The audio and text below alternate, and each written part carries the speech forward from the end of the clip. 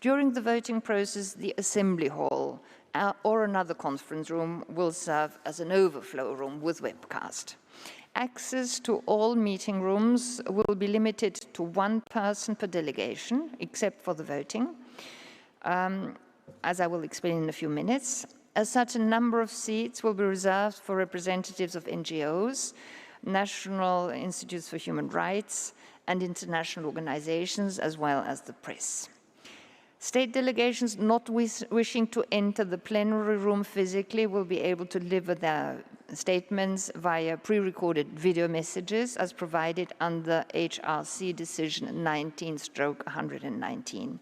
Similarly, NGOs in consultative status with ECOSOC will be given the opportunity to do the same, that is to pre-record video messages as far as interactive dialogues, panels, and adoptions of UPR sessions are concerned. Representatives wishing to exercise their right of reply remotely would be able to do so by sending a request to the email address HRC list of speakers in one word @ ohchr.org. They will receive an invitation to a video call 5 minutes prior to the moment when they will be able to exercise their right of reply. Special procedure mandate holders, members of investigative mechanisms, and panelists unable to travel to Geneva will be able to participate in the interactive dialogues and panels via video messages and video calls, so this will be interactive. Those present in Geneva would address the Council in person if they so desire.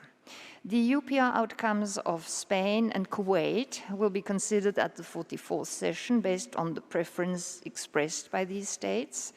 The considerations of the adoptions of UPR outcomes for Kyrgyzstan, Guinea, the Lao People's Democratic Republic, Lesotho, Kenya, Armenia, Guinea-Bissau, Sweden, Grenada, Turkey, Kiribati, and Guyana will be moved to the 45th session of the Council because these countries expressed their preference for them to be postponed.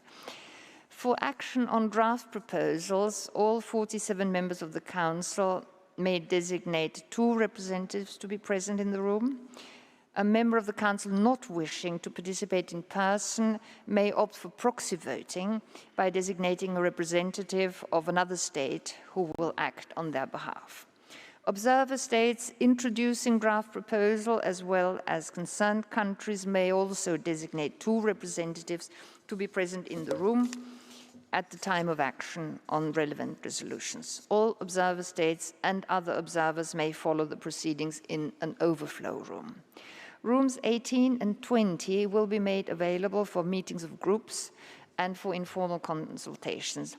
So let me remind all main sponsors, if you want to organize an informal virtually, please contact the Secretariat in order for these informals to be included in the bulletin of informal meetings and in our new online application SCED. Side events cannot take place at the Palais des Nations, as we said before.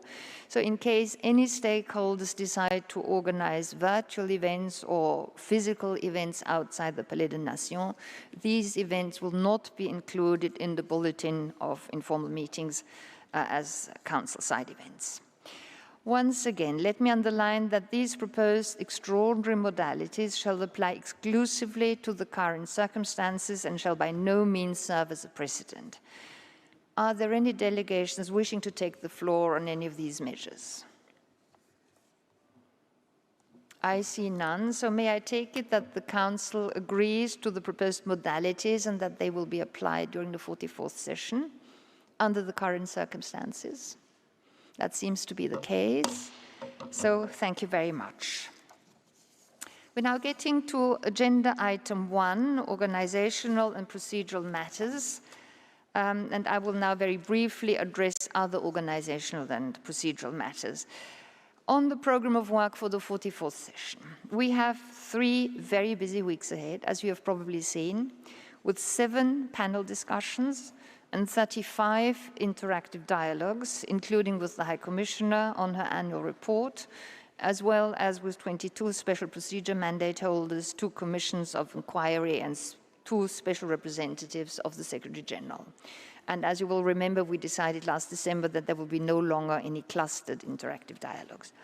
Let me draw your attention to the fact that due to the exceptional circumstances and in particular the time difference to the locations from where some of the mandate holders will participate in the interactive dialogues, the debate under item 10 had to be exceptionally scheduled before the considerations of items 7 and 9. So all this can be explained by the time lag and the difficulty of organizing all these various interactive dialogues with people located all over the world. I would like to remind you that towards the end of the session, we shall proceed with the appointment of 4 special procedure mandate holders. I trust that the draft program of work may be approved with the understanding that it is an evolving document and that further adjustments may be required according to the progress of work. Are there any questions on that?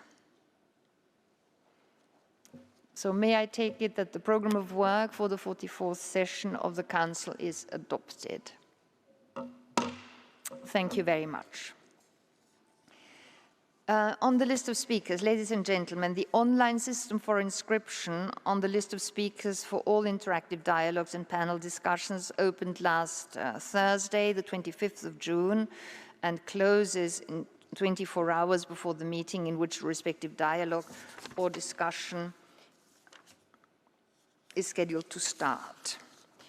After the online inscription has closed, delegations may still withdraw by sending an email to the said address, hrclistofspeakers@ohchr.org, whenever possible, rather please than by coming to the list of speakers desk for security reasons. As per standard practice, the list of speakers will close approximately 15 minutes after the beginning of each debate. The online system for inscription on the list of speakers for UPR outcomes will open on Monday, the 6th of July at 9 a.m. and will close on Thursday, the 9th of July at 6 p.m. As you know, no inscriptions will be possible after this deadline. Furthermore, I would like to remind that all delegations that due to the prohibition of distribution of printed materials, all oral statements should be electronically uploaded to interpreters at least 1 hour prior to the estimated time of their delivery. It is crucial, it helps interpreters prepare, and it increases the quality of the interpretation, so it's in your interest to upload these speeches on time, so please do so. This applies to statements made in person as well as to video statements. I was informed by UNOC that during the 43rd session this actually didn't work very well, so please let us make an effort to do better. I would also like to take this opportunity to strongly encourage all of you to respect speaking time limits for all debates and to exercise self-restraint in the preparation of your statements. Along with the vice presidents, we shall strive to ensure that meetings begin on time and that speaking time limits be strictly observed by everyone. Ladies and gentlemen, I would also like to remind you that the deadline for the submission of draft proposals to be adopted during the 44th session has been set for Thursday, the 9th of July at 1 p.m.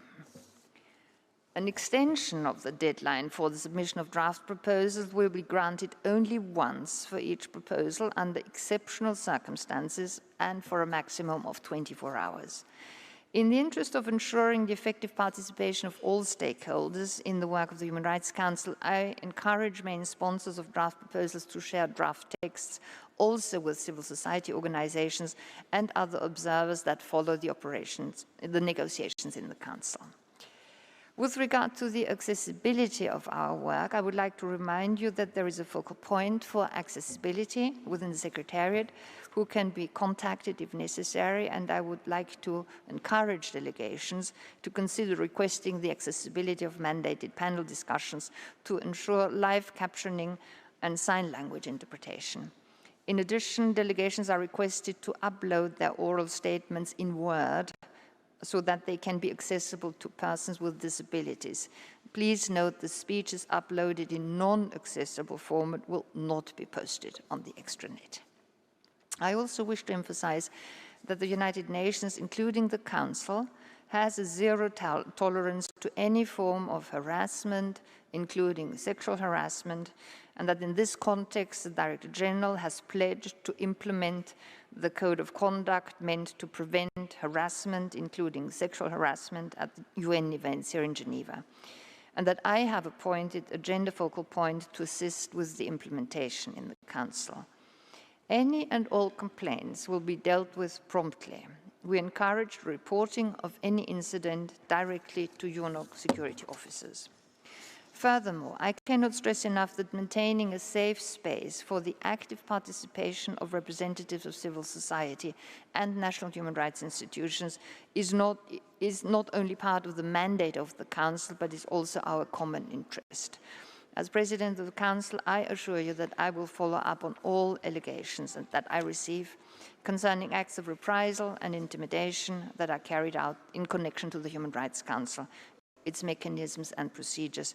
I call on everybody to take all necessary measures to prevent and ensure adequate protection against such acts.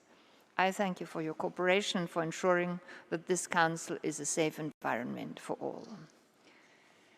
Ladies and gentlemen, Your Excellency, it is now my pleasure to open Agenda Item 2, entitled Annual Report of the United Nations High Commissioner for Human Rights and reports of the Office of the High Commissioner and the Secretary General. This agenda item will remain open throughout the session. It is a great pleasure and honor to invite the High Commissioner for Human Rights, Mrs. Michelle Bachelet, to present her annual report and to give us an oral update on the human rights impact of the COVID-19 pandemic in accordance with the President's statement on this subject, PRST, /43/1. Let me remind you that the interactive dialogue on the annual report is scheduled to begin this afternoon, and having spoken for a very long time now, it is my pleasure to hand over the floor to the High Commissioner. Distinguished President of the Council, Excellencies, colleagues and friends, I'm honored to discuss with the Council the report on the work of my office in 2019, including our more than 80 field presences, that is Report A/HRC/43/3, the report that I presented at the beginning of the 43rd session of the Council in February, outlines efforts to assist states to uphold all human rights at a time of increasing challenges. Because I presented it already at that time, I'm not going to present it again. Those challenges are rising sharply today.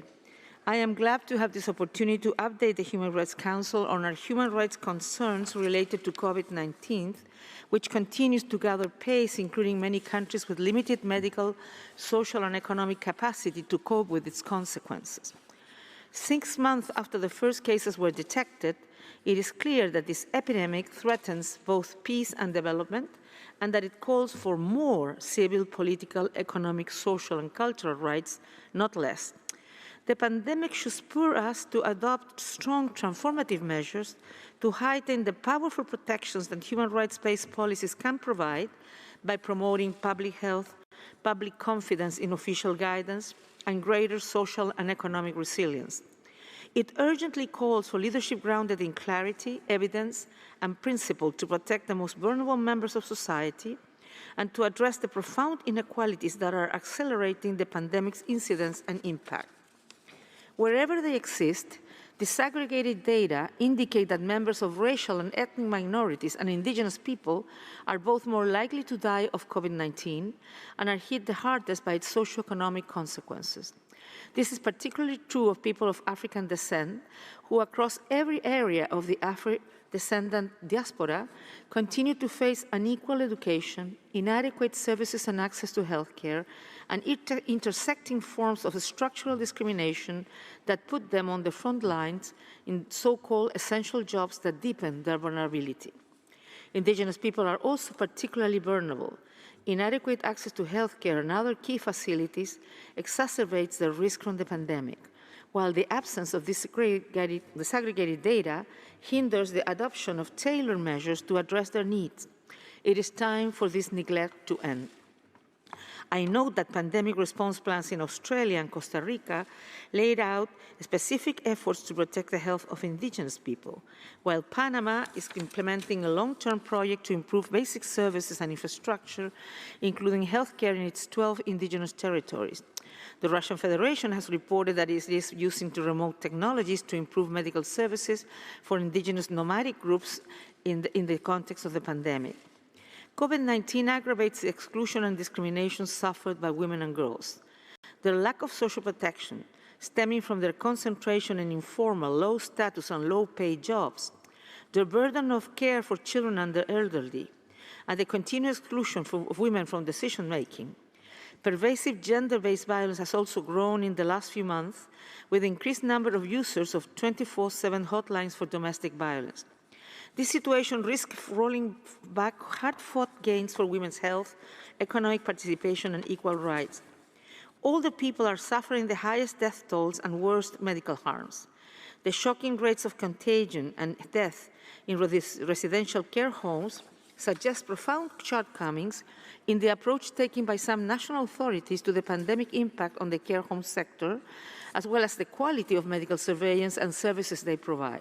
I joined the Council of Europe Commissioner for Human Rights in calling for social care reforms that prioritize individualized support to older people and promote their full inclusion in their communities.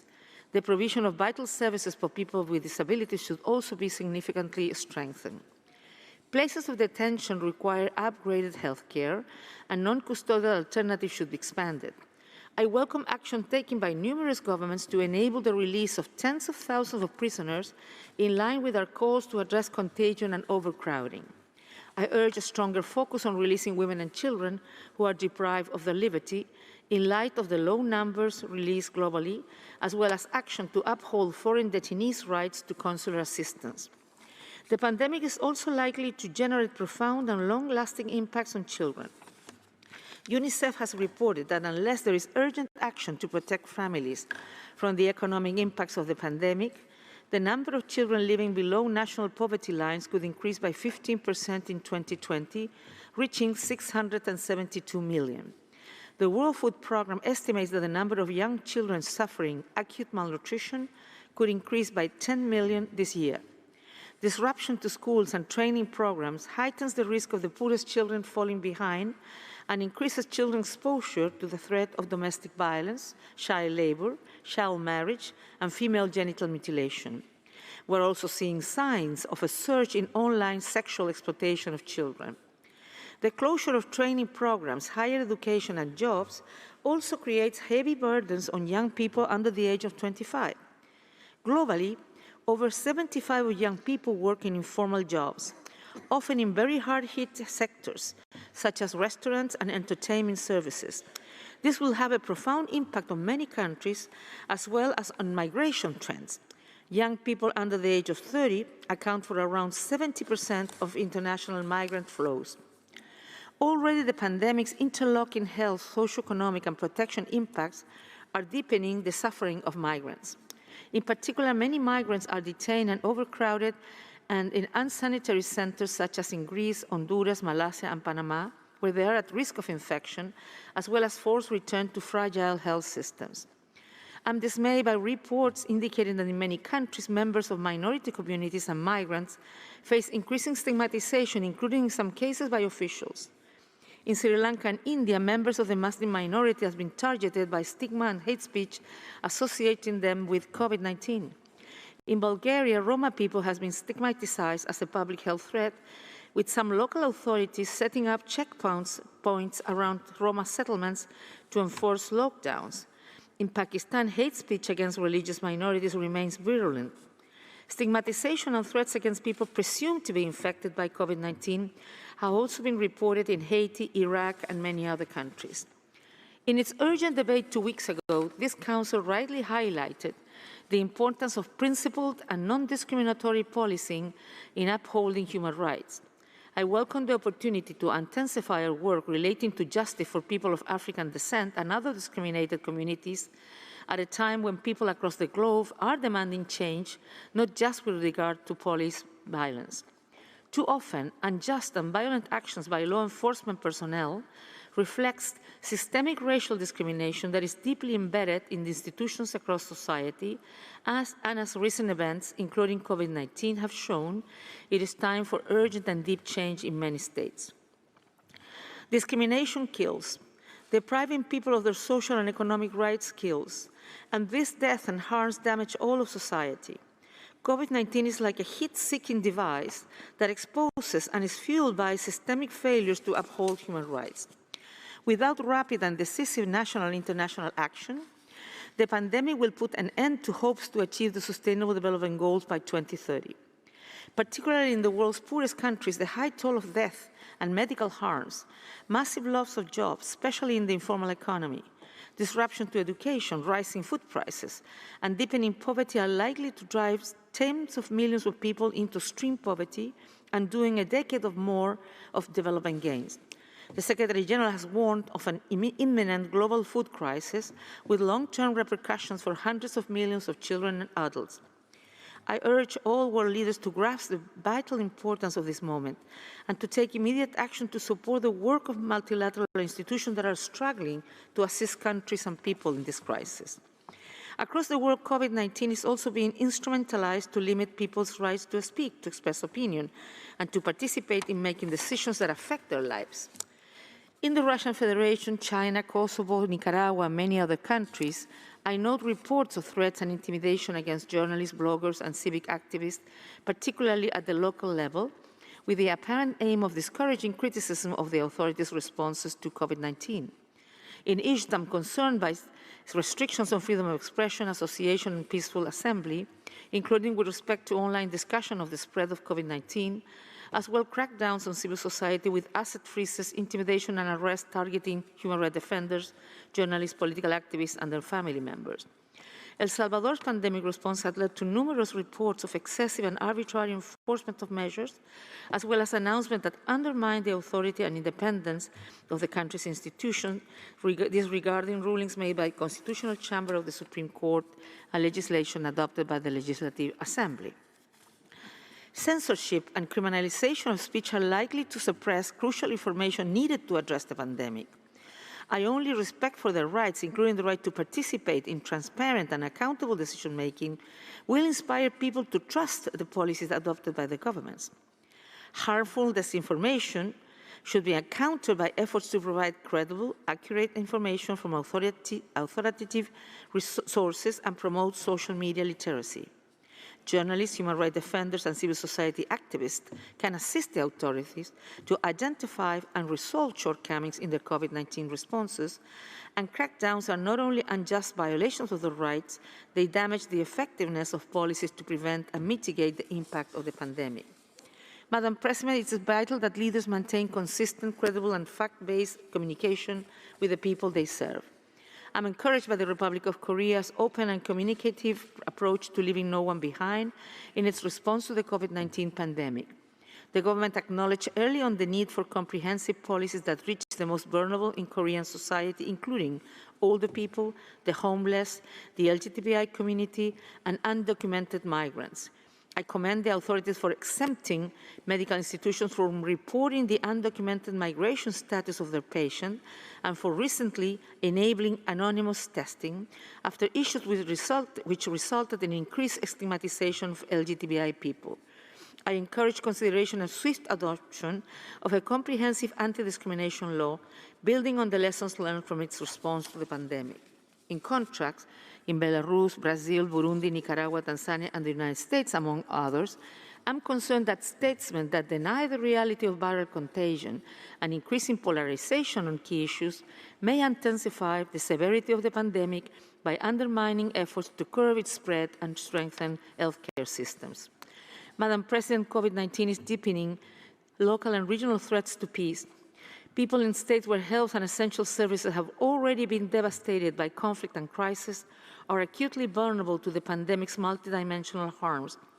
I reiterate my call for the easing or suspension of sectorial sanctions in order to ensure that medical care and aid is accessible to all, and I reaffirm my strong support for the Secretary General's call for a global ceasefire to enable effective pandemic action.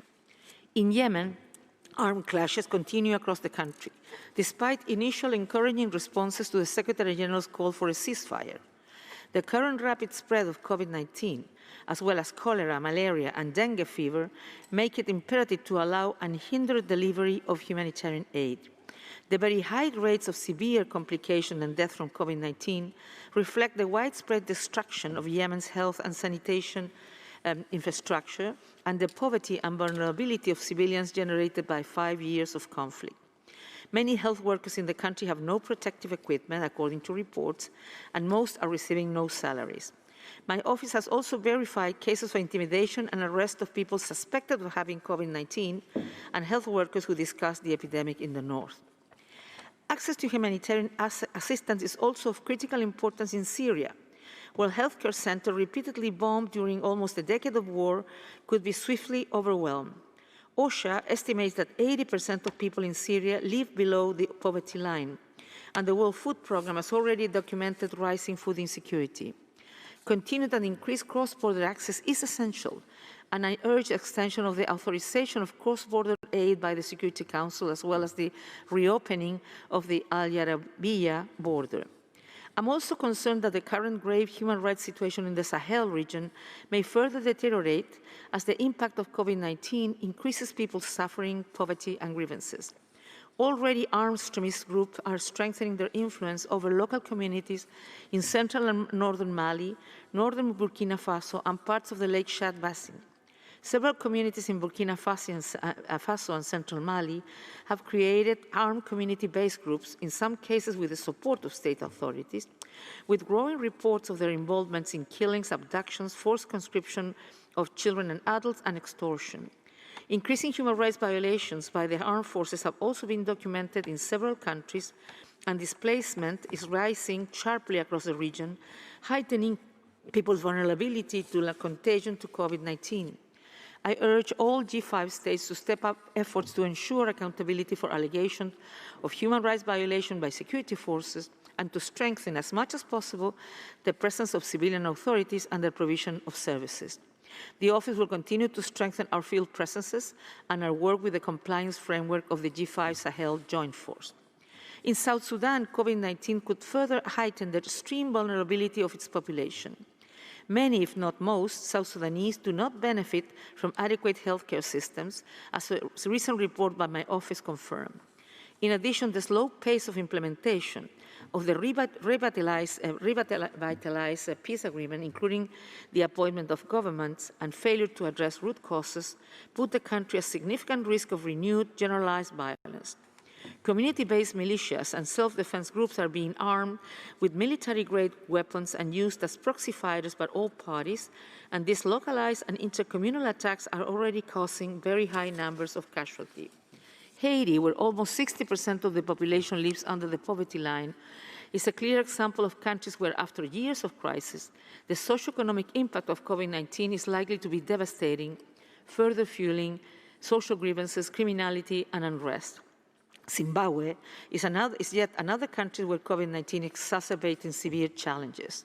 Last month, 3 women from the main opposition party were reportedly abducted and tortured in the context of enforcement of COVID restrictions and were later charged with false allegations and incarcerated. However, recent decisions by the country's courts could indicate a pathway towards greater justice and a more sound foundation of governance. This includes rulings that the government must make provisions for access to water as a right and must provide protective equipment to frontline workers, that people with disabilities have a right to information about the pandemic in accessible formats, and that law enforcement must respect human rights and the work of journalists while enforcing lockdown measures. Action in this direction could help build a new and transformative path for many countries. Excellencies, the pandemic is not over again. Yesterday, Dr. Tedros said the worst is just to come. So we need to continue working together to defeat the pandemic and its health and socioeconomic consequences, to ensure that the suffering of people is ended as swiftly as possible, and to enable effective recovery. Policies must address the inequalities and protection gaps that have made society so vulnerable. They must look ahead, strengthening human rights protections to prevent such crises in the future. The Secretary General's call to action for human rights is a strong and principled framework for coordinated action to realize a rights-based recovery, including the human rights to a healthy environment. The European Commission's proposal for a multi-year response to the pandemic that tackles action for renewable energy together with public health and socio-economic support, committing to leave no one behind, is an example of sound leadership.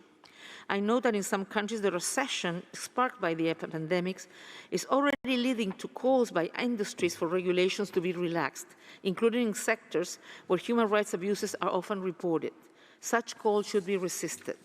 We need to build a new economy that is environmentally sustainable, equitable, fair, and inclusive. I encourage all states to ensure that economic aid and stimulus packages for businesses stipulate that beneficiary companies should follow the UN guiding principles on business and human rights. This conditionality has already been included in business aid measures adopted by Denmark.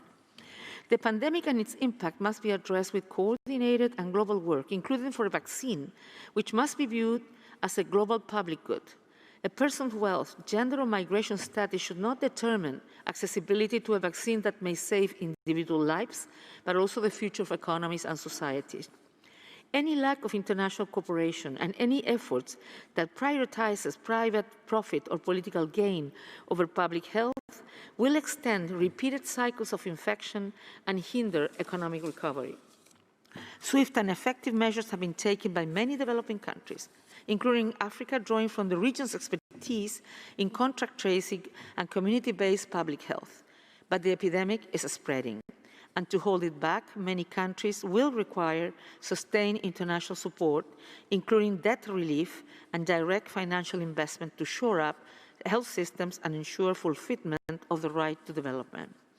To facilitate effective responses that address the human rights impacts of COVID-19, my office has issued detailed guidance regarding emergency measures, the civic space, detention, indigenous people, migrants, minorities, women, racial discrimination, LGBTI people, older people, and people with disabilities.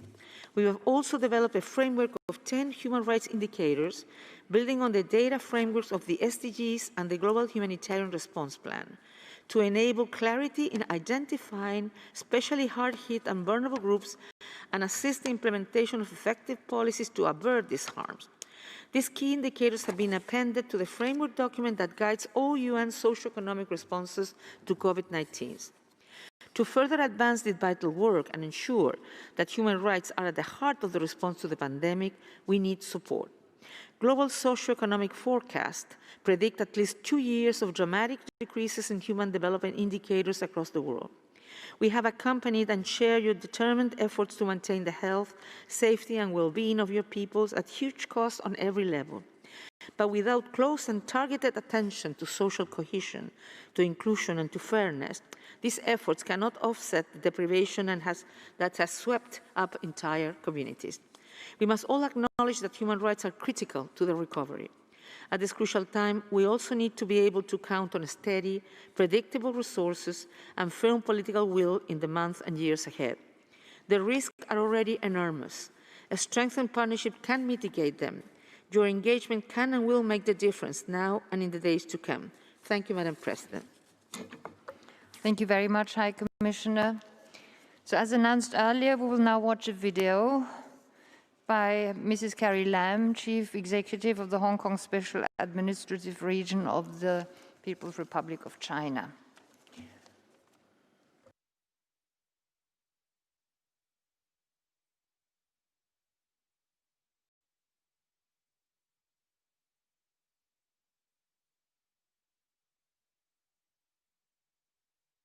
Madam President, as Chief Executive of the Hong Kong Special Administrative Region of the People's Republic of China, I welcome this opportunity to state our position on the enactment of national security legislation for the Hong Kong Special Administrative Region. National security is invariably under the purview of the central authorities, be it in China or any other countries. In all countries, the power to legislate on national security rests solely with the central government. Hong Kong is an inalienable part of China, a special administrative region enjoying a high degree of autonomy, which comes directly under the central government. As an exceptional arrangement under the policy of one country, two systems, the basic law governing the two special administrative regions of Hong Kong and Macau obliges the SAR to enact local legislation on its own to safeguard national security. Macau has successfully completed this task in 2009. Hong Kong, after a failed attempt in 2003, has not been able to fulfill its constitutional duty. For the sake of not only the 7.5 million Hong Kong residents, but also the 1.4 billion people in the Chinese mainland, the question of how long we could tolerate such a gaping hole in national security has to be asked and answered. Legislation to safeguard national security is now urgently needed. Since last June, Hong Kong has been traumatized by escalating violence fanned by external forces.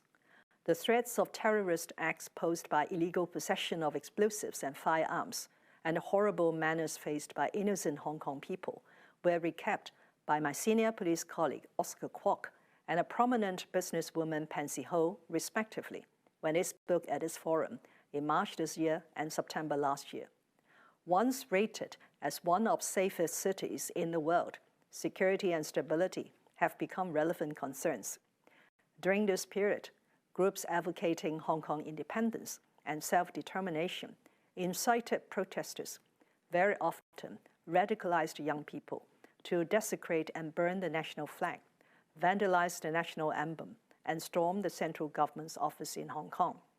Further, some local politicians proclaimed that they would paralyze the Hong Kong SAR government, while others campaigned for foreign governments to interfere in Hong Kong's affairs, or even to impose sanctions on Hong Kong.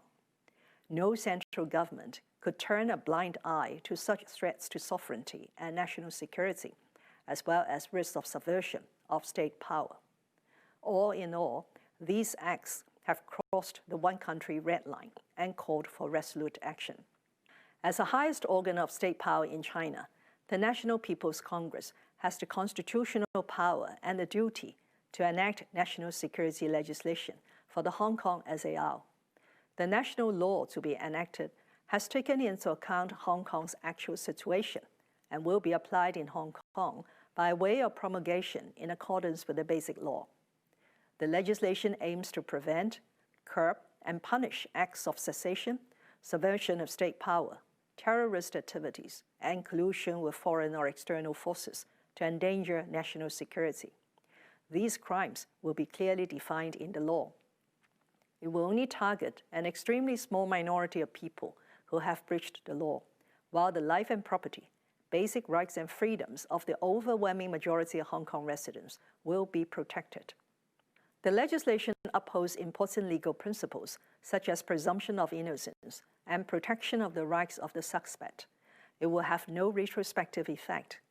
Except in rare specified situations, the Hong Kong SAR shall exercise jurisdiction over offenses under the law.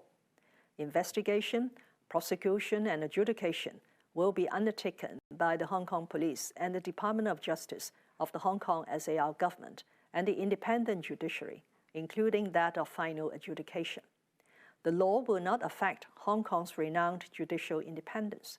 It will not affect legitimate rights and freedoms of individuals, which are protected under the Basic Law and relevant international covenants applied to Hong Kong. They include, among others, the freedom of speech, of the press, of assembly, of demonstration, and of procession.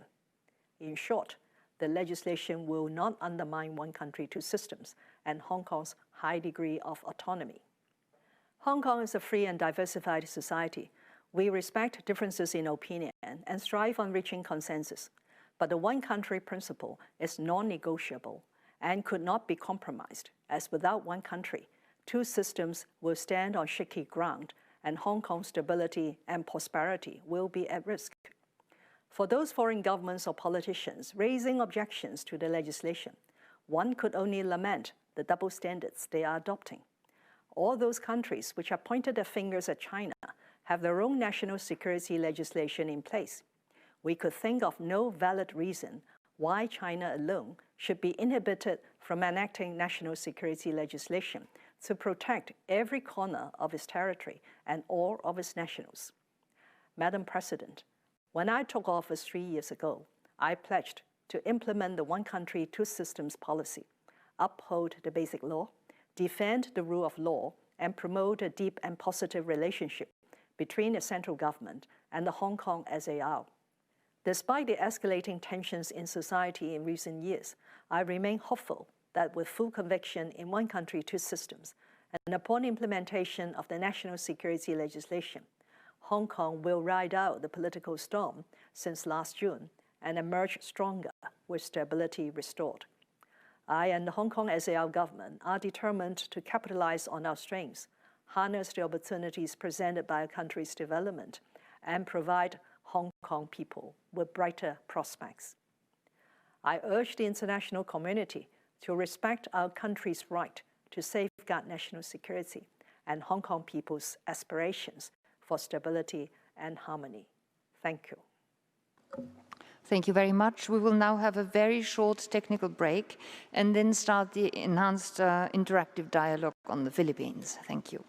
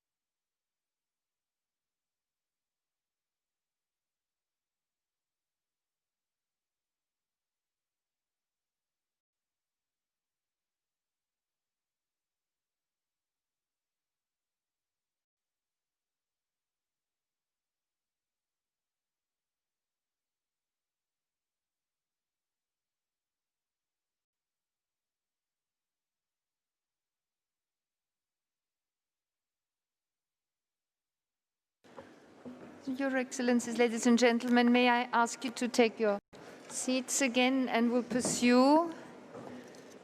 We have a small technical problem in that we can't show the list of speakers yet on the screen, but I will announce 2 or 3 speakers ahead each time, and I hope that technicians will be able to sort it out very quickly. So as already announced, we start with the enhanced interactive dialogue on the situation of human rights in the Philippines, pursuant to Council Resolution 41/2, and it is my honor to welcome our distinguished presenters. Madame Michelle Bachelet, High Commissioner for Human Rights, His Excellency Mr. Menardo Guevara, Justice Secretary and Minister of the Republic of the Philippines, Mrs. Karen Lucia Gomez Dumpuy, Representative of the Commission on Human Rights of the Republic of the Philippines, and Mr. Ray Paolo Santiago, Executive Director of the Ateneo Human Rights Center at Ateneo de Manila University. High Commissioner, you have the floor. The list of speakers will close within 15 minutes. Madam President, Excellencies, as requested by Resolution 41/2, I turn now to our report on the human rights situation in the Philippines. Let me begin by thanking the government for its cooperation, including written submissions and several meetings with my office in Bangkok and Geneva. Much of the material in the report is drawn from these official sources. We also received hundreds of submissions from organizations and individuals across the Philippines.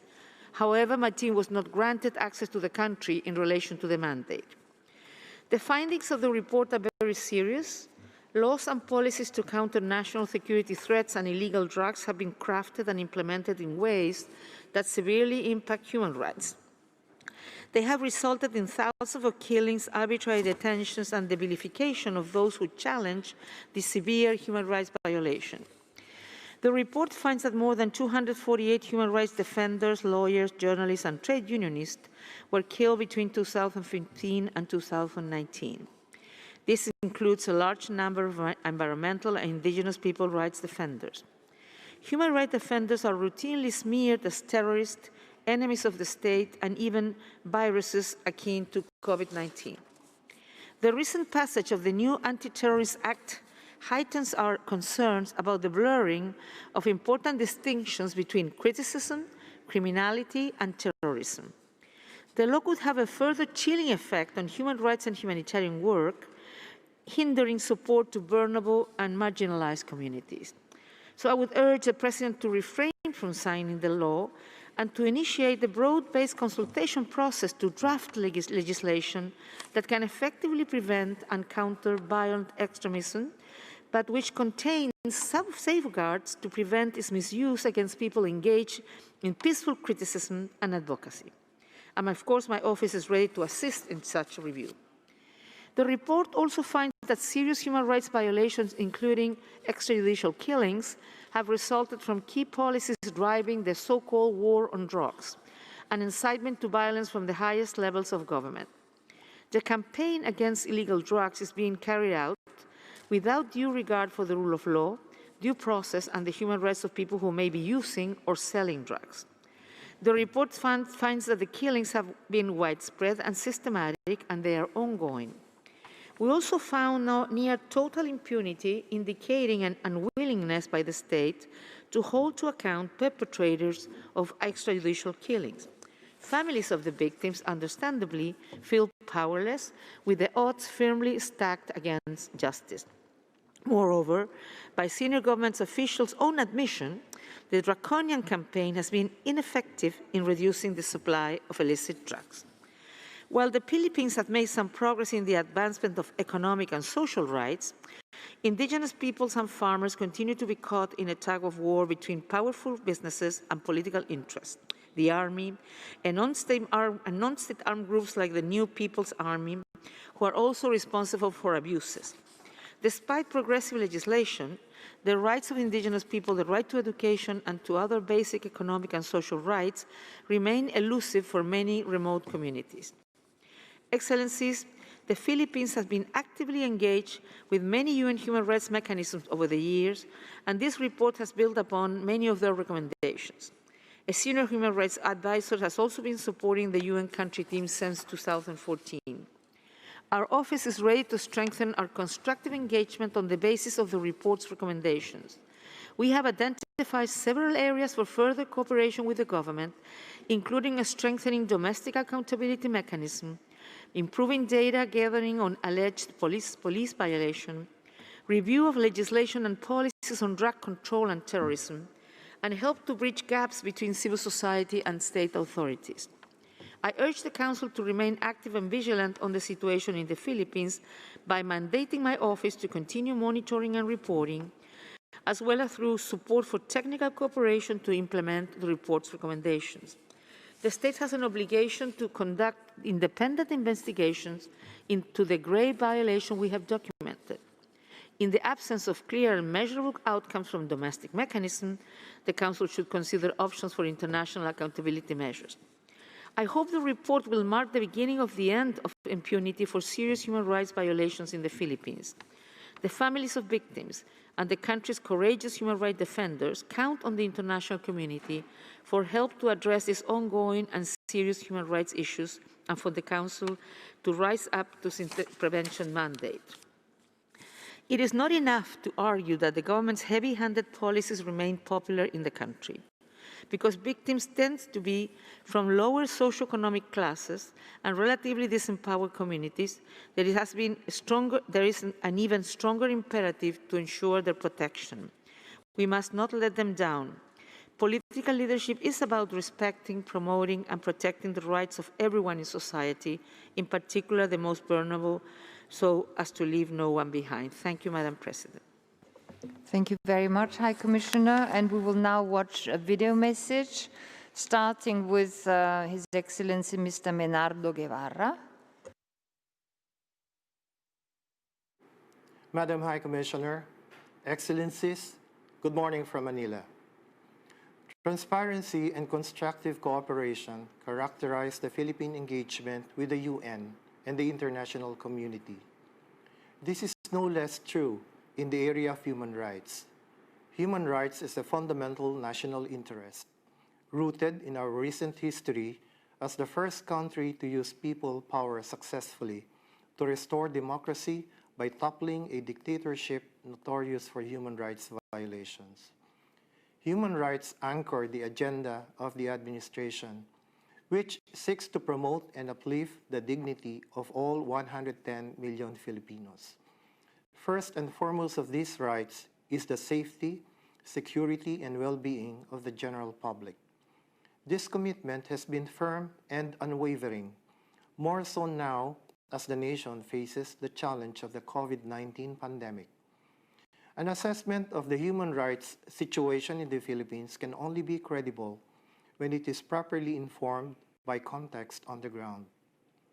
Like many governments, we face problems that heavily bear upon efforts to improve the lives of our people and secure their future. These include drugs, corruption, criminality, and terrorism. We cherish our newly won, hard-fought democracy, so we are deeply concerned about the inroads made by the drug trade in the subversion of democracies. Our democracy and legal institutions ensure that the national response to these problems, even the gravest of them aimed at democracy, are always within the law and in full respect of human rights. Excellencies, our President ran and won on a campaign promise of a drug-free Philippines, where our people are safe and their rights protected. The President has discharged this mandate faithfully. After 4 years, the President and his anti-drug campaign enjoy the strong and widespread support of our people. As a democracy, we must continue on a path that has the public's unflagging support. A monitoring mechanism called Real Numbers PH ensures public transparency and full accountability in this campaign. It accounts for and publishes evidence-based outcomes of the campaign across 42,046 villages across the country, as well as figures on law enforcement actions and drug-related cases in the courts. Our government has also conducted briefings and dialogues with the representatives of the diplomatic community in the Philippines on human rights issues of concern to them, the aim being to provide more transparency and better appreciation of such issues. further briefings are planned. We have also established an interagency panel chaired by my office that is conducting a judicious review of the 5,655 anti-illegal drug operations where deaths occurred. The Philippine National Police is obliged by its internal mechanisms to conduct motu proprio investigations, whether or not there are complainants, on all law enforcement operations that result in deaths and take action on this basis. This review panel, external to the Philippine National Police, reevaluates these cases and examines the propriety of reinvestigating them or filing appropriate charges against erring law enforcement officers. The panel intends to engage affected families, provide them with legal options and assistance in criminal prosecution of law enforcers who have overstepped legal bounds in their operations. It will present a report on its work by the end of November of this year. This review mechanism will not only reinforce accountability on the drug campaign, it will tighten the web of existing mechanisms to prevent cases of impunity, including the Interagency Committee on Extralegal Killings and Forced Disappearances, Torture, and other grave violations to life, liberty, and security of persons. I chair this mechanism and have worked closely with the CHR and the university-based think tank to improve its institutional capabilities. And as with all human rights-related mechanisms in the country, the Commission on Human Rights will be involved in its capacity as an independent monitoring body. The continued unhampered functioning of the Philippine CHR underpins our strong position against calls for an independent investigative mechanism, including the one made before the International Criminal Court, from which we have withdrawn. Excellencies, claims that there is impunity or near impunity in the country find no anchor in a system that provides every avenue to examine, establish, and pursue a claim of wrongdoing by a state actor, if such claim is substantiated with facts. We take each case brought before our authorities with the diligence it deserves. In the same manner, we ask that the human rights mechanisms exercise due diligence in validating allegations brought before them by parties. The independence of our courts is affirmed by convictions of an Army general in 2018 and of members of a high-profile political family and police officials in 2019, and the indictment of a former police chief in January this year. Excellencies, the government has been sincere in fully engaging all stakeholders, the international community and the UN, including the OHCHR, on human rights issues. We intend to broaden positive engagement with the UN system, including through an expanded cooperation framework and stronger platform of partnerships, which we are discussing with the UN Resident Coordinator in the Philippines. We are pursuing these directions in line with the government's determination to protect the public, shield democracy, and promote the human rights of every Filipino. Thank you. Thank you very much. And the next speaker is Mrs. Karen Lucia Gomez-Dumpit.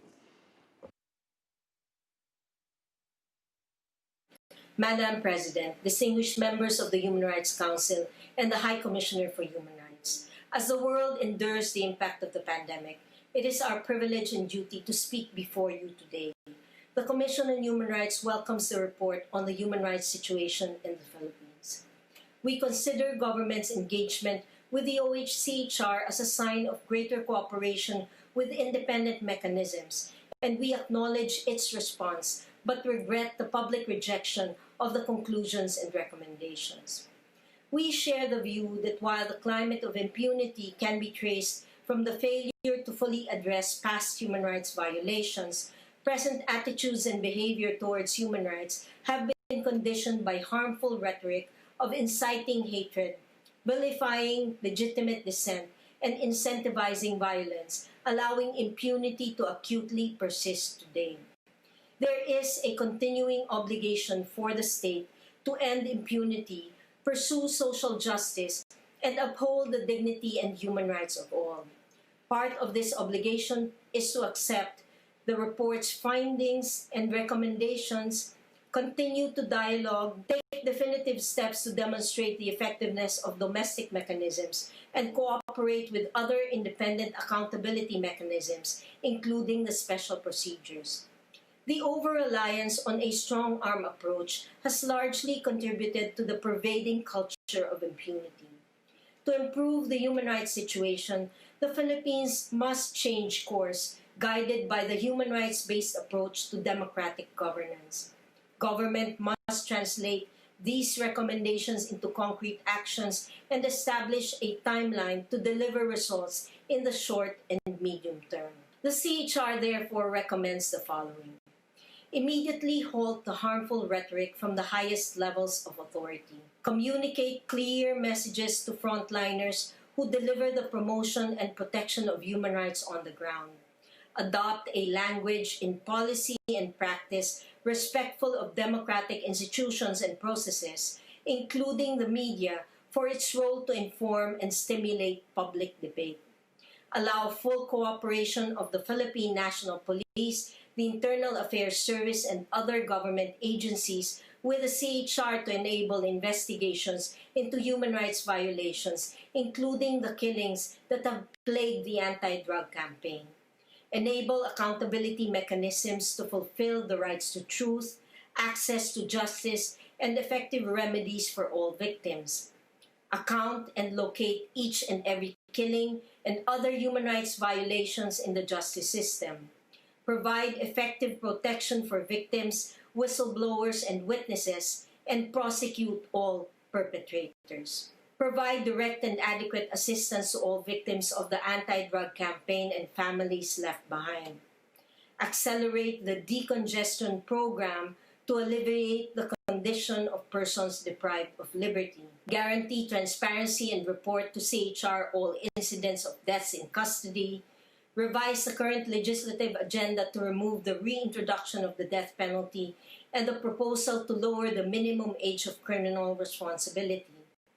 Establish the National Preventive Mechanism as the Commission is ready to accept the designation with civil society representatives and reconsider the enactment of the anti-terror bill to include stronger human rights safeguards. We ask the Human Rights Council and the international community to support the technical cooperation between the government and OHCHR.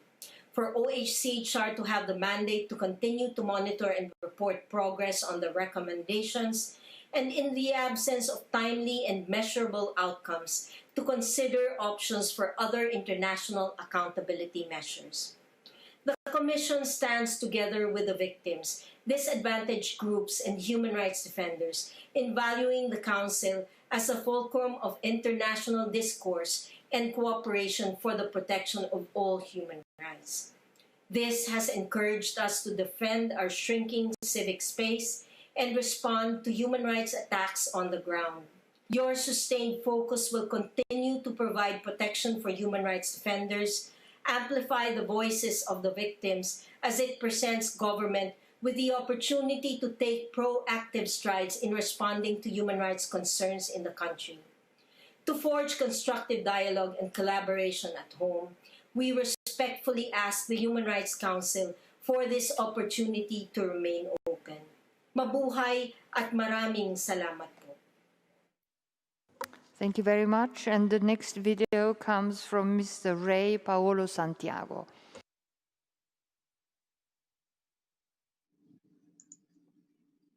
Excellencies, ladies and gentlemen, a pleasant good morning to everyone. I am Ray Paolo Santiago, Executive Director of the Human Rights Center of Ateneo de Manila University, which has constructively engaged law and policy makers. We employ an evidence-based approach in the various initiatives we undertake. Thank you, Excellencies, for this opportunity to share. I will no longer highlight the positive points in the Philippine government's human rights situation submitted to this council. Suffice it to say, there has indeed been positive developments in terms of lawmaking, policy setting on paper, and even resolve of many government workers painstakingly trying to make the Philippines a better place to live in. My office has extensively worked with the government, and I can attest to the intent of many government workers to make the system work. But they are also constrained by political leaders. This is where the theoretical aspects meet the realities as outlined in the Philippine report of the High Commissioner for Human Rights. The Philippines has a number of institutional challenges: structural inequality, weak institutions, political dynasties, and poor implementation of the law, to name a few. Weak institutions brought about by the Marcos dictatorship has damaged the check and balance mechanisms necessary for a democratic state. Its repair is where many technical assistance and aid have been focusing to strengthen our democratic institutions, including the justice pillar. The vast unequal distribution of wealth and power shows the structural inequality. Our Constitution devoted a whole portion on social justice and human rights due to these inequalities. The political landscape has also been dominated by political dynasties. Based on empirical studies, these political dynasties thrive from patronage politics by ensuring that constituencies remain disempowered.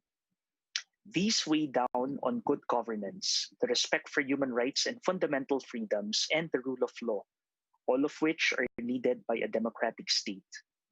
The well-documented high incidence of warrantless arrests and killings in the more recent years show how due process of law has been stretched to the limit, if not eroded. Too wide discretion has been exercised by law enforcers. As we speak, the imminence of an anti-terrorism law hovers, giving wider discretion for warrantless arrests. There is distrust. How can you blame those who oppose these measures when the environment has been one that allows abuse? One with difficult chances of accountability for excesses. When those who exercise legitimate dissent are vilified to their detriment, legitimate dissent has been under attack. Even social media and traditional media outlets find themselves besieged with legal woes for being perceived as critical. The barriers to access to justice do not help our situation at all. But in any challenge, I believe matters should not be seen as insurmountable. Rather than attacks, this is an opportunity to improve a system that the Philippine government has admittedly been trying to address itself. To this Human Rights Council, I pray that the issues brought here not be decided based on quid pro quo arrangements. People's lives depend on you. An independent and transparent fact-finding mission will help the Philippine government in its own quest to build accountability and address impunity. The international community can assist the Philippine government rebuild its trust with the people, one not merely based on popular support, but on its adherence on international human rights standards. I humbly recommend to the Philippine government to continue cooperating with international human rights mechanisms, but more closely this time. It must show its resolve to pursue honest-to-goodness accountability beyond the rhetoric. The Philippine government has demonstrated that it has the ability to do so, like in the case of the minor Kian de los Santos. It must provide for reparation and psychosocial intervention for victims. And finally, if there is political will to push for an anti-terrorism law, I hope that it also finds the political will to pass a human rights defenders law. I, together with my university, as well as with many other civil society groups, remain steadfast to work with our government in principled partnership. Thank you again, Your Excellencies. Thank you very much. I just wanted to point out that the list of speakers has meanwhile been closed. And I now invite interested delegations to ask questions to the presenters and make comments on their statements. And we'll start with Finland on behalf of a group of countries. Thank you, Madam President. I have the honor to deliver this statement on behalf of the Nordic countries, Denmark, Iceland, Norway, Sweden, and my own country, Finland. We share the High Commissioner's concern outlined in the report over killings committed in the context of the so-called war on drugs, as well as that of human rights defenders, journalists, lawyers, and trade unionists. Indications that these violations are widespread of a systematic character and on a large scale are of a particular concern. Urgent steps must be taken to ensure full accountability. We reiterate our concerns regarding reports of ongoing threats to freedom of expression and media freedom, with legal charges and prosecutions being brought against journalists and senior politicians, critical of the government, as well as actions to shut down media outlets. The recent convictions of journalists Maria Ressa and Reynaldo Santos are particularly worrying. Madam President, as outlined in the report, the Philippines have taken important steps on universal access to tertiary education, access to health and protection of children in situations of armed conflict. We appreciate that they have presented further information on their approach and their efforts to address concerns outlined in the report.